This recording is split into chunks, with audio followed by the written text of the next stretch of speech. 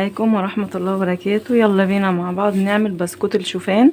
حلو جدا للدايت وحلو جدا للمرضى السكر. يلا بينا نشوف المقادير مع بعض.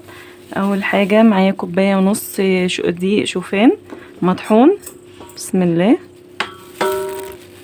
وبعد كده معايا معلقتين كبار سكر، ممكن نستبدله بسكر دايت.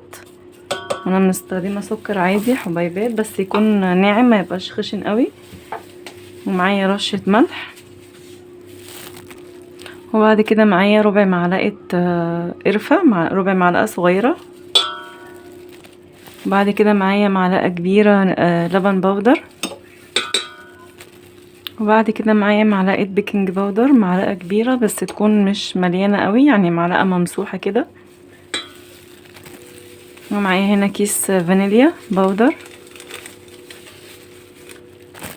وبعد كده معايا ربع كوباية زيت نباتي، بسم الله. وبعد كده بقى اخلط المكونات دي كده كلها مع بعض، بسم الله. وبعدين ما حطيت المكونات الجافة مع بعض زي ما انتوا شفتوا. بعد كده رحت حطيت الزيت واديتهم تقريبا مع بعض. بعد كده بقى هنا هحط ربع كوباية لبن، واشوف كده لو عوزت سوائل تاني هزود بقى بمية بعد كده، مية دافية.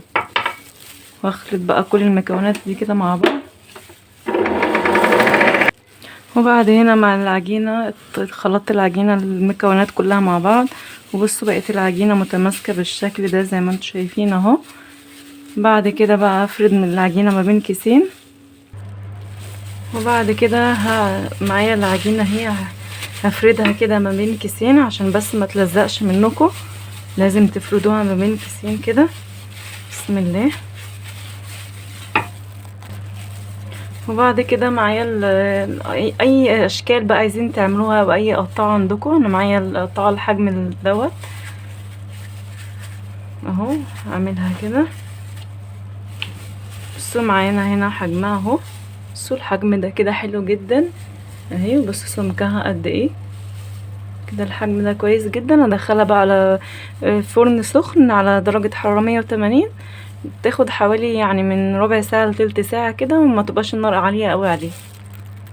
بعد ما سويت البسكوت الشوفان بصوا ما شاء الله جميل جدا. بصوا هنا كان عندي حبة شوكولاتة كده خام سما، سيحتها وعملت حبة كده من البسكوت بالشوكولاتة.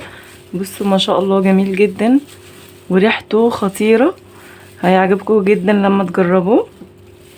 طعمه حلو جدا يعني هيعجبكم جدا. بصوا وده البسكوت اللي هو السادة، بصوا ما شاء الله حلو جدا. ويا رب تكون الوصفة عجبتكم، وما تنسوش بقى تعملوا لي متابعة، واشوفكم في فيديو جديد ان شاء الله. السلام عليكم ورحمة الله وبركاته.